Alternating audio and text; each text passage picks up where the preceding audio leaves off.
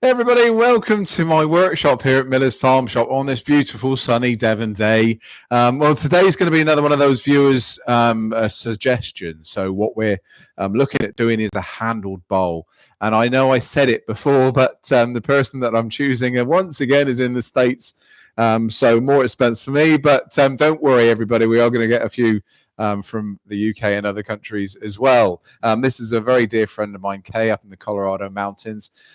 So Dennis and Kay, myself and Nick Egg, I went to visit a couple of years ago now and had a lovely stay up there. And we've done a little video for Toolmech on sharpening my favorite tools, and then Nick done on sharpening his favorite tools, whilst we had a bear spotter, making sure the bears weren't prowling too close. So yeah, that was a really nice memory of mine, and the first chance I got to write a postcard to Vicky, my wife. So that was a nice little memory, being able to do all those sorts of things and seeing lovely two people, Dennis and Kay. So this was her suggestion. So look, here we are. So it's a regular bowl with holding handles. So the design comes from real ancient history, and we're talking thousands of years. These bowls were made and scooped out, so with ads and things like that. So a really old design. But what we've got, and it's a way that I found to use rough turn bowls that have given themselves that natural arc.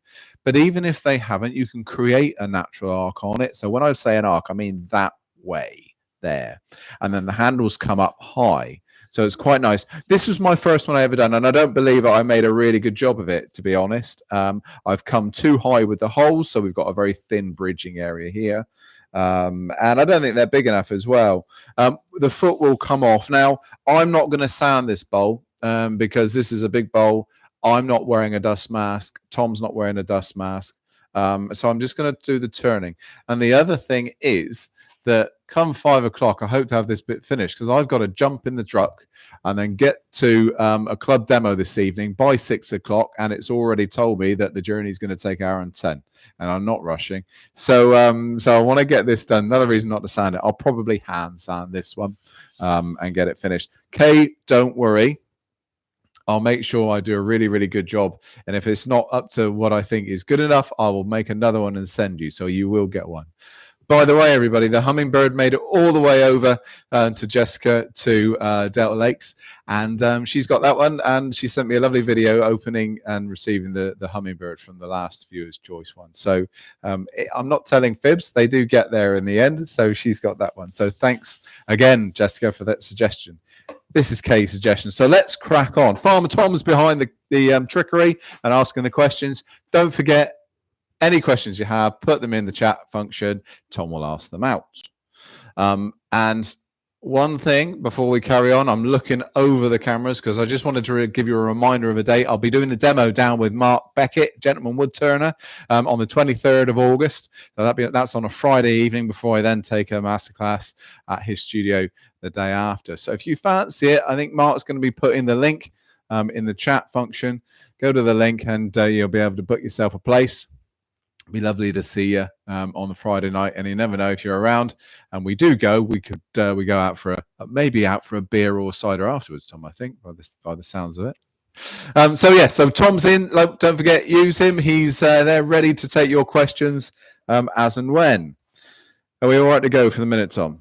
Yes, mate. Yeah, all good. Yeah, everybody's here. So it's our first live, obviously, for a few weeks now, isn't it? It's been a while. So, yeah. So what's down on the farm, Tom? You're haymaking last, or you're cutting last? Cutting hay in the hay meadow last night. And hopefully it's not going to rain for the next 4 days, although Saturday, everybody tells me it looks dodgy. And if it is, I'm in trouble, basically. So hopefully I'll just miss us. But yeah. Me and Vicky are really excited. We're going to go and help out on Sunday afternoon baling. So we'll be loading up the truck and loading up the tractor and trailer. So yeah, a nice little afternoon out in the country. Bit of cider afterwards, potentially. Definitely. Right then, so just a quick, this is a roughed turned bowl. So it was turned a couple of years ago now. You don't really need to leave them that long, but this one was. It's about 1.25 inches, so about that 30 mil thick. I've done a little bit of prep on it. So I put a foot on both sides, external and internal. So I'm actually gripping on a foot on the internal just to make life a little bit easier when I come to return. I've also, learning from yesterday's bowl that I've done, that first one, remember, I've already drilled 2 holes in both sides, ready for the handles. The reason being, I waited until I got to thickness yesterday. And I had a little bit of breakout, so I had to make the holes bigger than I needed. Now I've got them already cut, so once I finish turning, I can then just cut between them. So that's all taken care of already. So that's my prep. Now I'm going to just resize this foot down here for us to eventually take away. So a little bit of just cutting that foot, reshaping it. I'm using a little 1/4-inch bowl gouge.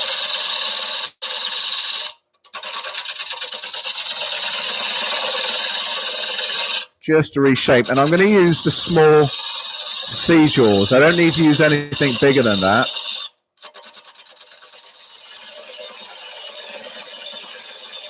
Remember, the bottom of this one's going to be radius, so it's going to be a round bottom bowl.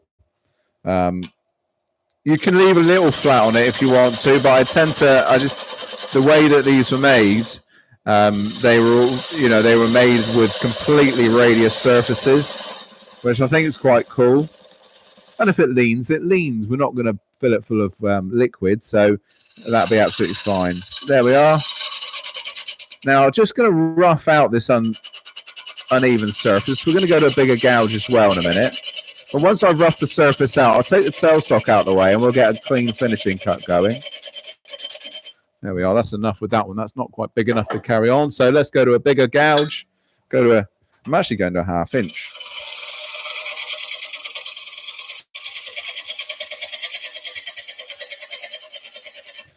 Turning speed at the moment 600, so we're not going overly fast.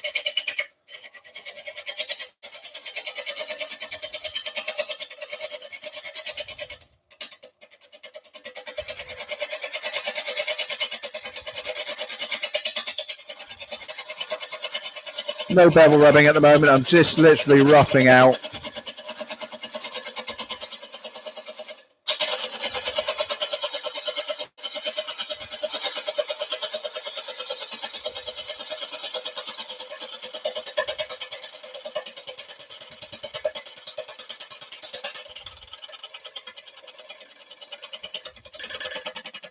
There we are. Now, remember on this one, what I don't want to do is clean up this top face here. I want the undulation to work. So if it's not enough, because I need it to be bold, that sort of uneven surface, so we can cut a little bit, which I might do, which would just be a case of taping your new line, cutting to it, and then sanding it back. I think we'll probably do that on this one. I really want to get a good bit of movement going on. Let's just stop that, have a check on how close we are to nice and even. Little bit of the old surface there, so tailstock can come out of my way. In fact, right off for the minute.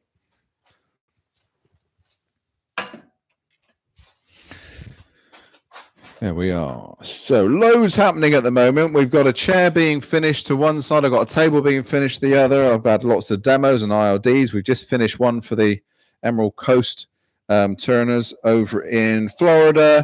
I've just been speaking to Bob P, who's online now. I think Bob's on the chat. We're going to be doing an ILD for the club there, the Central Area Woodturners over in the States. Like I say, I'm off tonight doing one at Western Supermare, just up the M5 on the coast. Club that I've been to an awful lot. And we're going to be doing wobble pots for them this evening, so I'll be hitting the ground running. Couple of questions, Cole. I'll tell you what, Tom, let me finish this cut. Will do. And then we'll go for questions. What I try not to do, Tom, is stop the lathe or move as he moves.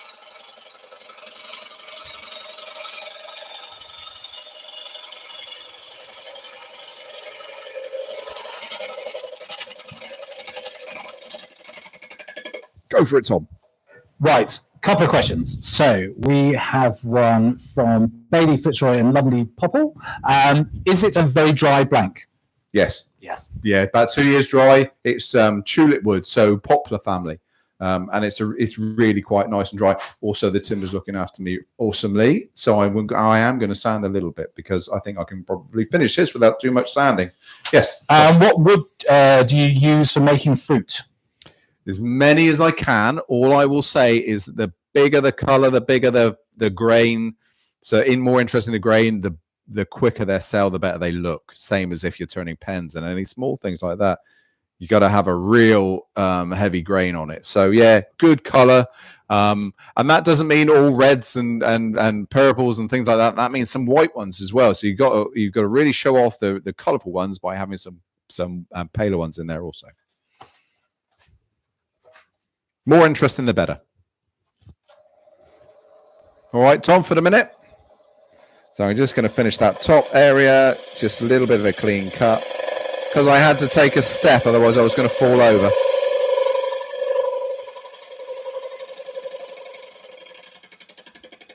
There we are, that'll do. Now I'm going to have a quick spritz over with the sander before we move on. So gouge can go back on the wall. Did Mark manage to get the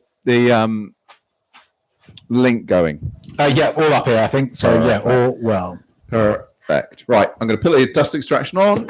Quick power sand.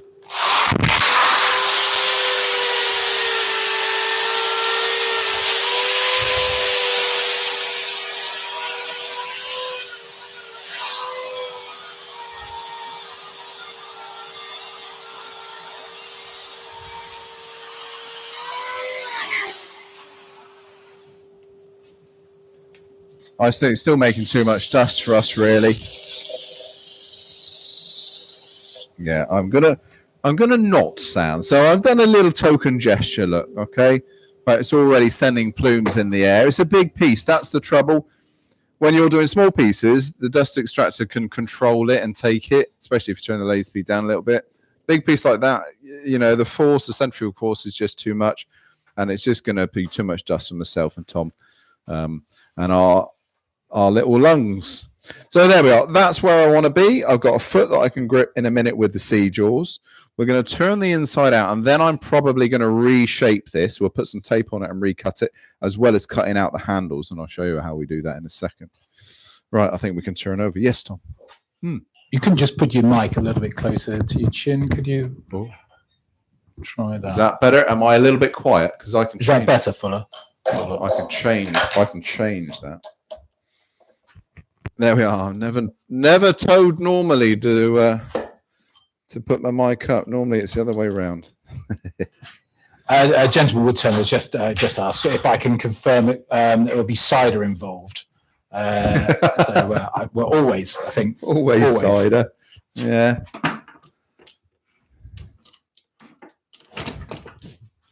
Right. We'll turn him over and get the interesting bit done. I like when it comes to bowl turning the inside of bowls is going to be more interesting because we get more shavings flying. Sounds better now, mate. Sounds better? Good. Well done, fella. Thank you.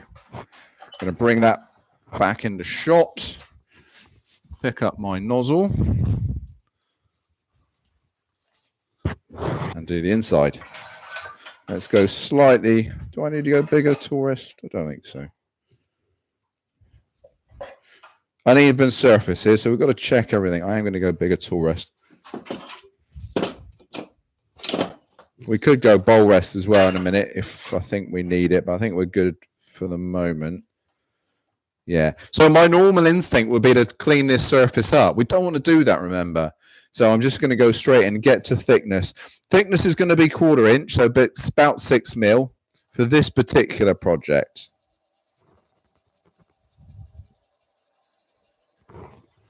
So same gouge.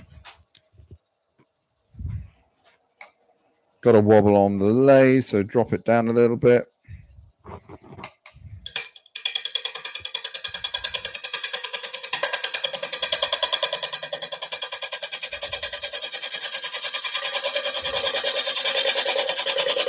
Once we get past the unevenness, everything will be calm.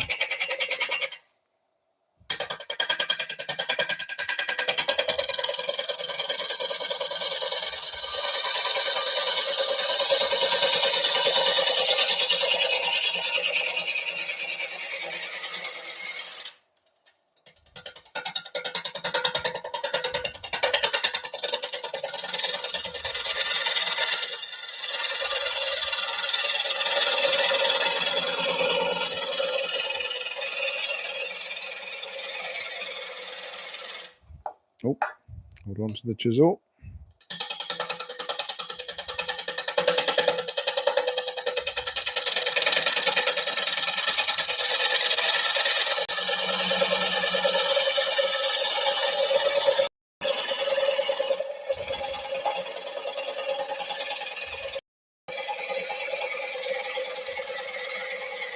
So when you start, it's like turning a natural edge. It's exactly the same thing. It's an uneven surface that you're trying to battle against. So you just got to float the tool rather than push too hard against the bevel. And I'm viewing down the bevel because I can see the outside of the bowl at the same time as the inside. I'm viewing down the bevel to try and make it run parallel.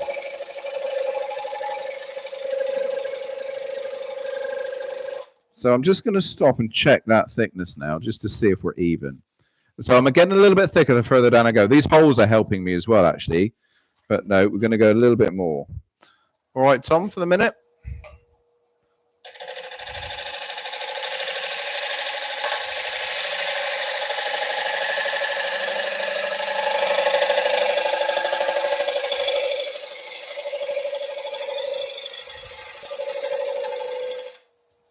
Here we are. Just have a double check. Ace. That's it. That's where we want to be. So now I can start taking the rest away. And it's quite important. Do that first section. Otherwise, if you try and do the whole piece at once, you get an awful lot of chatter when you start working high. If you don't leave any strength in the bottom. So just get the first section done. I won't touch that anymore now. Now I can carry on with the rest of it and get that to the same thickness. So it's really quite important.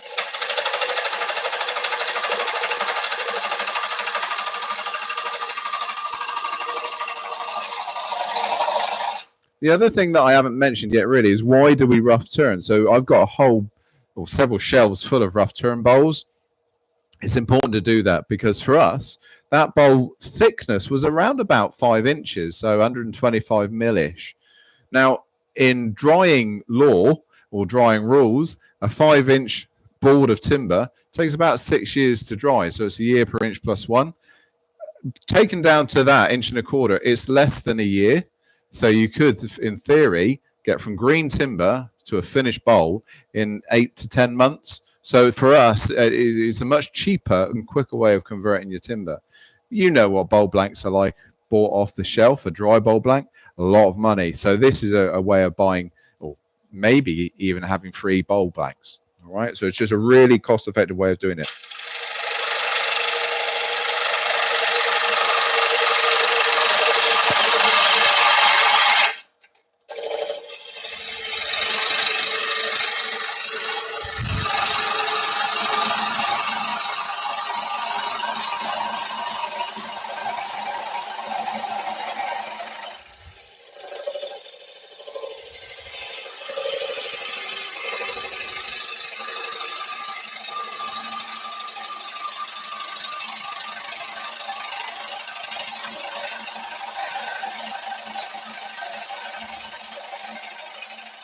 There we are. Stop and let's have a pinch for thickness. I'm expecting it to be a little bit thick. It is. So from about that point, so a little bit deeper.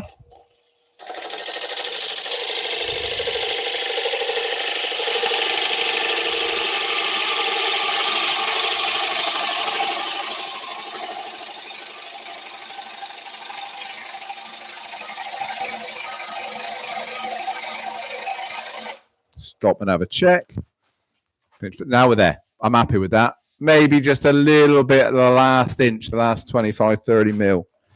But apart from that, we're all good.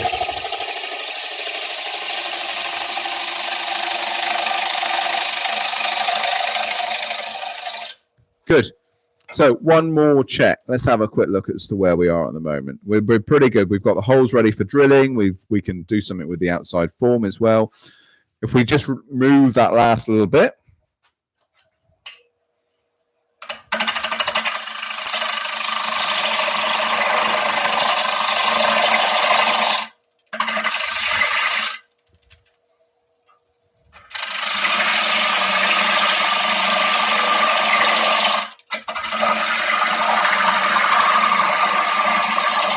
So I've just turned the gouge in now,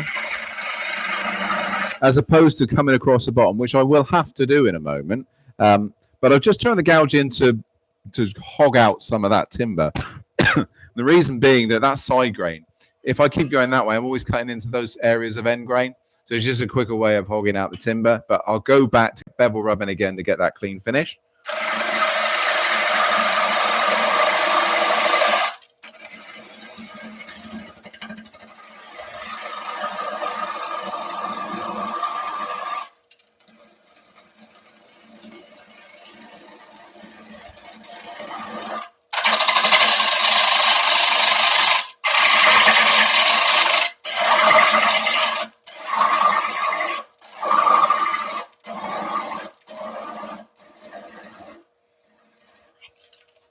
There we are. Now we can carry on across the bottom.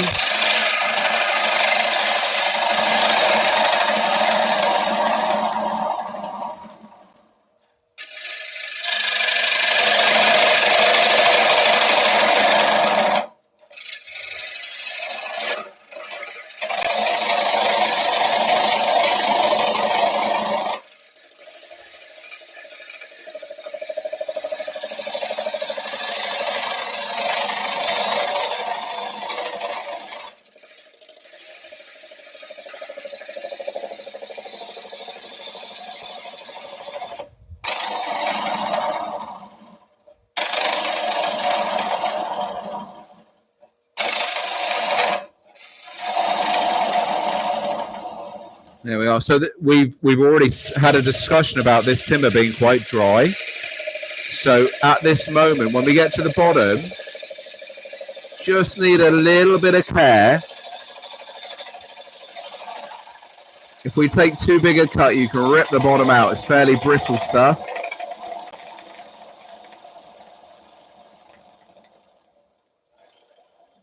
There we are. Tell me if I'm shouting down the tell me if I'm shouting down the mic. Sorry. Let's just have a look at that. I'm just going to Time for a question? Quick question? Quick question. Sorry, Tom. No, don't be apologise. Fine. Callum's asked, are the attachments to premium range gouges V-shape? Yes. Yeah. Yes. And Jim B has asked, do you ever use the freezing technique to accelerate seasoning wood? I don't, because I tend to be down the bulk side of things. So I'll convert a tree at a time, for instance, in the rough turn bowls. In fact, myself and Finn are going to collect a couple of oak trees in September. So we're not planking or doing anything with them yet. We're waiting until the so-called heat from the summer is gone. And then we're going to plank them. I'm going to rough turn a lot of them and just let them dry. Even though it's oak, it's still only going to be about a year before they're ready, Jim. So I don't worry. If you're doing one or two at a time, absolutely, those sorts of things work really, really well. But I won't bother because I'm doing so many, and not enough room in our fridge because it's full of steaks and rabbits, Tom.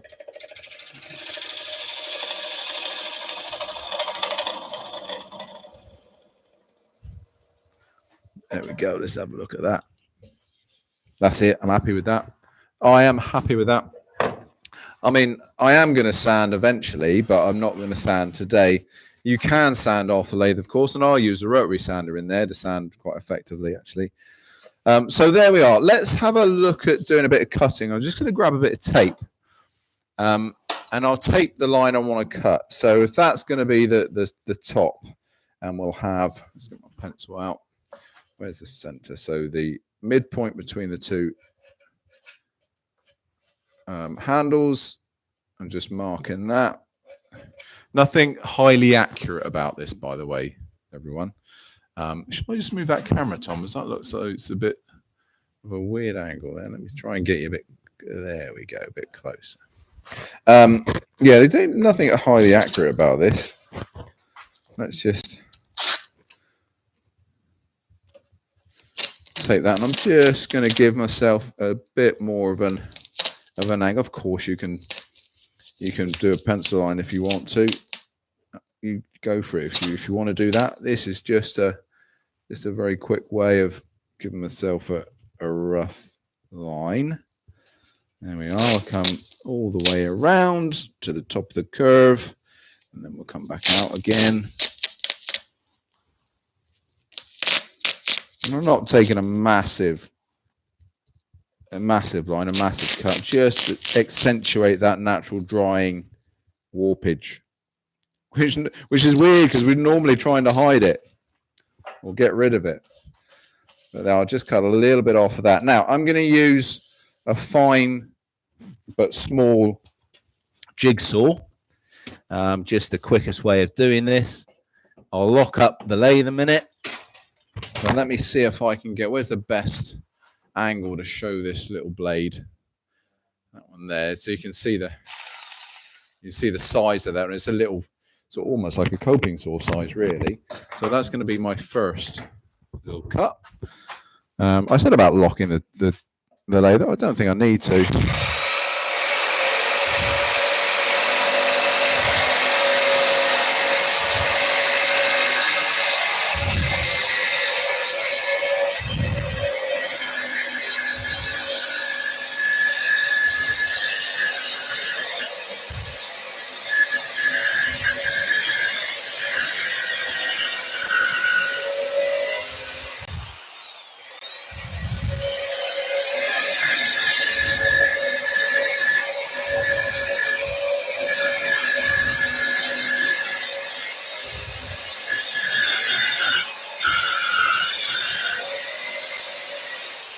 Yeah, well, that's the first cut, so we can now get rid of the tape.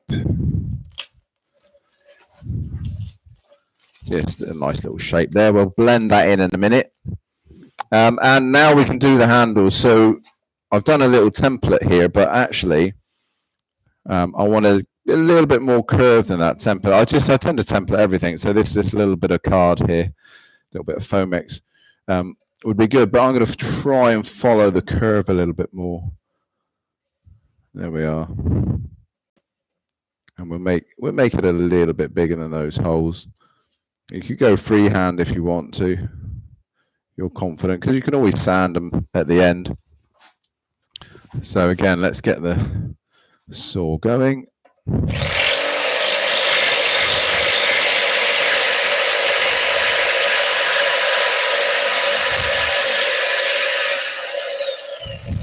Wait for it to stop, then you can bring it out.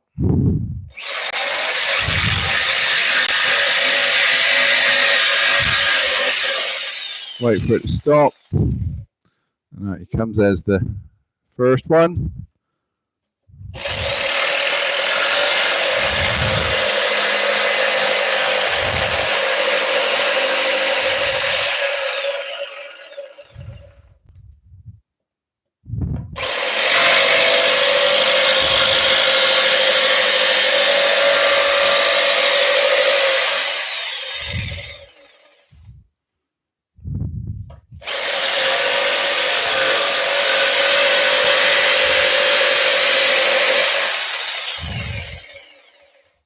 There we are. That's all we need of the saw.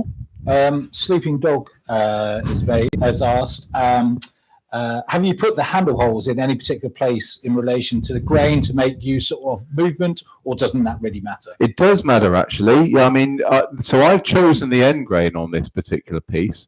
And the reason my choice in that was I looked at the old bowls, and they're taken because the handles are put in a position where the bowl moves around, okay, and they're put in the high spots. And there's a reason for them to be put in the high spots, of course, because you can get more stuff in before anything flows out the handles.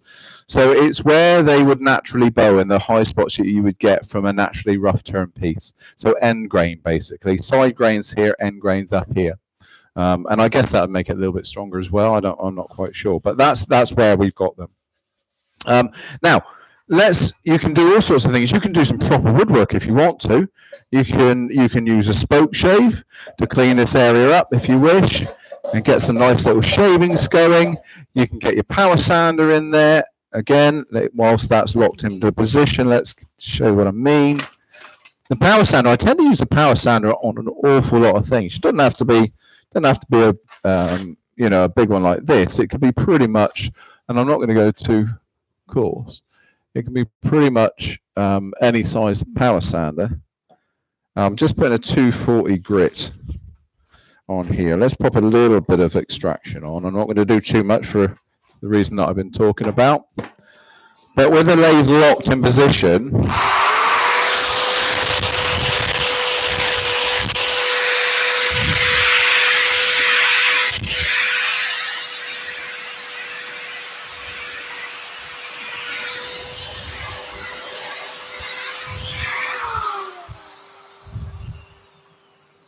all right, so you can see, I don't know whether you can there on that one, but that gives you a really crisp and lovely finish. And again, if you wanted to then round that over, not a problem. You could also get away with a trimming cutter running around here if you're used to a trimming cutter, so a router trimmer, a little round over bit to go in there if you wanted to. Or alternatively, the way I've been doing it on the first one is using my little rotary burr.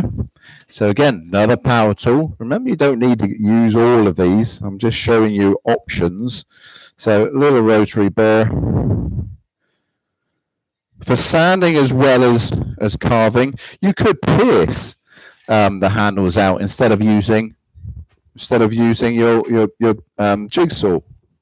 But here on this one, look, all I've got, again, maybe what's the best camera? Tom, if I come close to that one.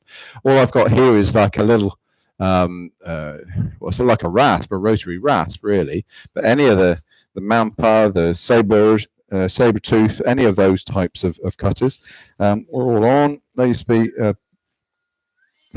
0, turn the lathe on. I was going to say rotary to 0, turn the machine on. And then with that one moving, let's go above, would you, Tom? Please, number 3. So with that moving, you can then just crisp up and shape.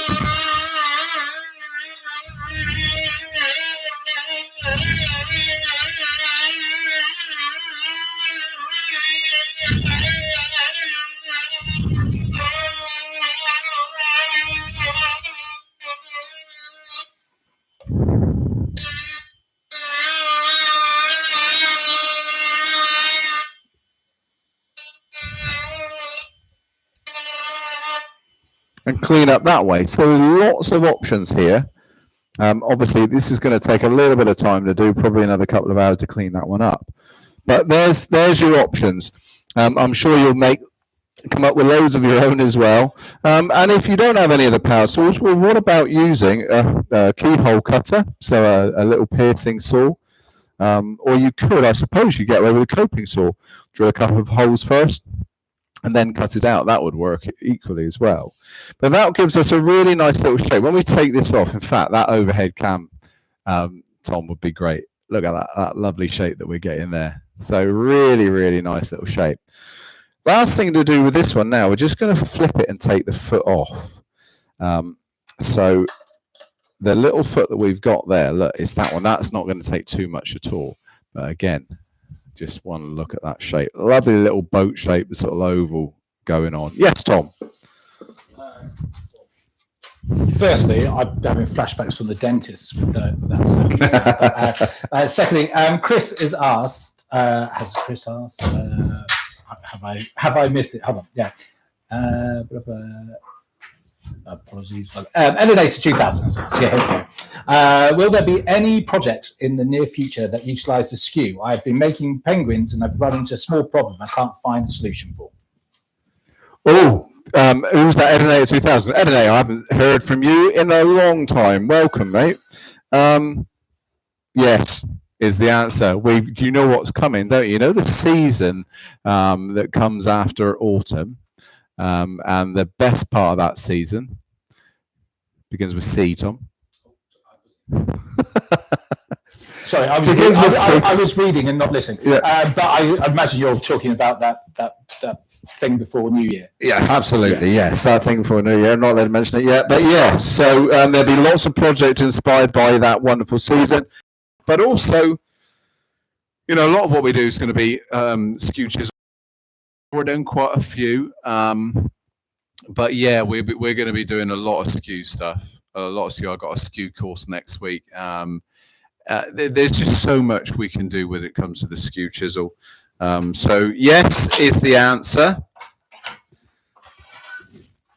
if you can give me a bit of information about what the issue is or email me, then I could probably help directly as well. That's the other thing. So don't be afraid to do that. We like emails. Let's get our push plate going. So we're going to reverse our bowl onto a push plate. So router matting, non-slip matting. That's all this is. And I've just put it onto a little dome. It's looking a bit sorry for itself now. It could do with a little bit of love, maybe a replacement bit of router matting. I'm going to use the hole, or the center point that we started off with. There we go. Bring that tailstock in. A little bit of care here because we're going to cut this right down to a small nib. And if you go too small, you're going to compromise how strong the grip is with the tailstock. So just a little bit of care. So there we are. Tighten up. And the way I decide how tight this is, what I'll do is I'll give it a couple of tweaks here and then grab the tailstock sander and just see how freely that moves. If it doesn't move freely, then I've got a lot of pressure there. If it's easy to move, then you need to tighten up a little bit. Do a nice turn. Make sure there's nothing that you're not thinking about, no surprises, that sort of thing. Lazy goes all the way back down to 0 again. Turn the machine on. Yes, Tom, sorry. Ed 2000 just said, are the SKU courses available to the public? Which they are. Absolutely. And yeah, are they on the website? Is there one on the website at the moment? So they're on the website now. We have an issue at the moment where we've wonderful support by everybody. We're almost getting to the point where we're sold out between now and Christmas. So myself and Vicky are putting new dates in. We're working out new dates this weekend, and we will get them all up on the website by next week. And that's going to be then running from February onwards. So thanks everybody for your support because it's been awesome so far. I think there's a couple of spaces left maybe on the Nutcracker course, a couple of beginner courses left. Yeah, so well done. Thank you. But yeah, from February onwards, we're going to have all a fresh batch of courses. Whilst we're talking courses, and I don't want to detract from what I'm doing here in any way whatsoever, as well as myself working on courses, Nick Agar in the States, if you're in the States, is working on his new set of courses for the rest of the year also. So he is going to have his up by the end of this month. So if you're in the States and you fancy a trip to Brooklyn, look for Nick. If you're in the UK and you fancy a trip to Devon, look for us both. Sort of working on new dates now. Okay. There we are. So small bowl gouge.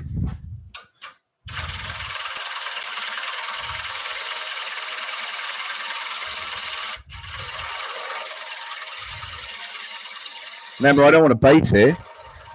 All I want to do is a nice round surface. So just taking away, hogging out the base, then we're a nice finishing cut.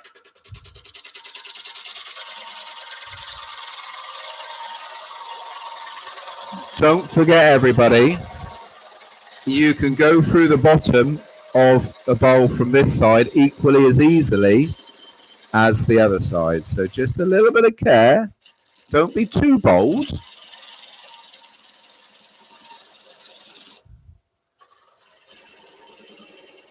There we are. A little bit of sanding to do on that. I would normally do that with the lathe on. I'm going to wait and do that when you guys have gone. Well, I won't, not tonight, but I will tomorrow. And sand that by hand to get rid of all of that, which will be fairly easy to do with the power sander. Next, we just got to remove that little nib, and then we're done. We're done. I didn't think, I'll be honest with you, if we threw the sanding in, it would have taken a lot longer, but I didn't think we'd be able to get this one done in that tight time frame. And don't expect to either. If you're at home and not in a rush, you're not doing an evening demo or anything stupid like that, just take your time. Remember what we're doing. You need to enjoy it as well. So take your time, enjoy every part of it. Muhammad Ali, what did Muhammad say at one point? Tom, he said, "Don't count the days, make the days count." And that's a wonderful ethos. Enjoy the moment, even how hard it could be. Go on, Tom. It's good one. Yeah, I like going away on a tangent. Every now and again. Maybe a time. Frederick's asked, are you putting any finishes on it? Because he believes tulip wood is food safe anyway. So. Yeah, no, we'll put a finish on. So this will be a food safe oil on this one.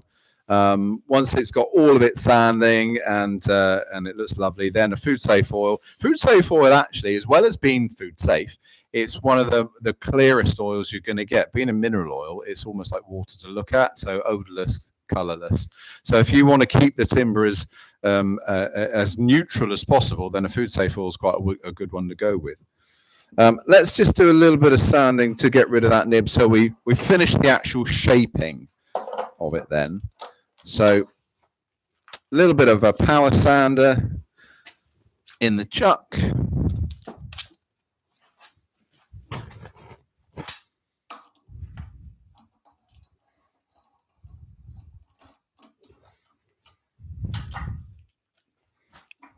To 40 grit I've got on there. I'm going to put dust extraction on again.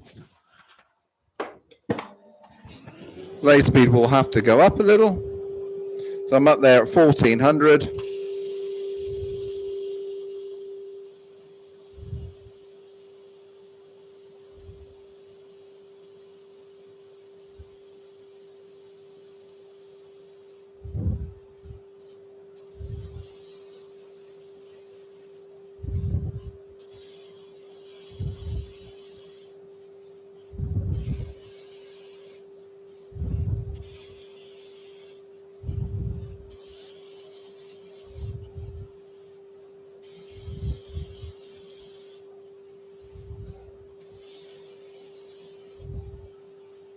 There we are, almost there. That'll be a little bit more work with the power sander off the lathe tomorrow, and I'll put this on the bench on a bit of router matting over the dome and clean that up by hand. But that'll be a nice little bowl.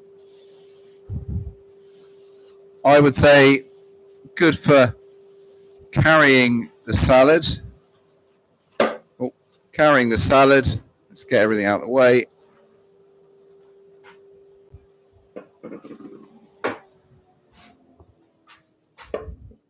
There we are, nice little rocker, that one as well. A nice take on historic bowls. The fact that most bowls will warp to a certain degree when they're drying. You can then play on that. A lovely little curve on that one. Once I've taken out a few little flat spots with the power sander, awesome. I think I'll probably increase the size of the holes a little bit again, but really enjoy that one. Hope you've enjoyed it, everybody. Any questions, Tom? 45 minutes. If you're going to Western wood turning group this evening, Western Wood Turning Circle, I'll see you there in about an hour and a half. But yeah, so I'm not quite sure when we're going to be live next. So I did say that we're going to try and do this once a week. However, courses, as I just said, are really have been really well supported. So we're getting in every free Sunday that we can. Every free Thursday that we can. Next week won't be alive because we have a course next week, nor will the week after. I'm hoping the week after that, though. So keep watching. If you're not subscribed to the channel already, subscribe. Don't forget, hit the notifications button so that you can see when we're going to be live. Thumbs up if you enjoyed what you see. And share us around. Encourage your friends to join if possible. Subscribe to the channel. Have a look at our Instagram posts also. But yes. All good, Tom? No more questions? All good, mate. I think all good. Everybody seems happy, so lovely. Lovely. Don't forget, if you want to see a demo, I'll be down at Mark's on the 23rd of August, the Gentlemen Woodturners. Love to see you down there. I think it could be a good evening. We'll have a little bit of fun, hopefully. So, yes, thank you ever so much for stopping by and joining us. And, yeah, we'll see you next time. Bye-bye.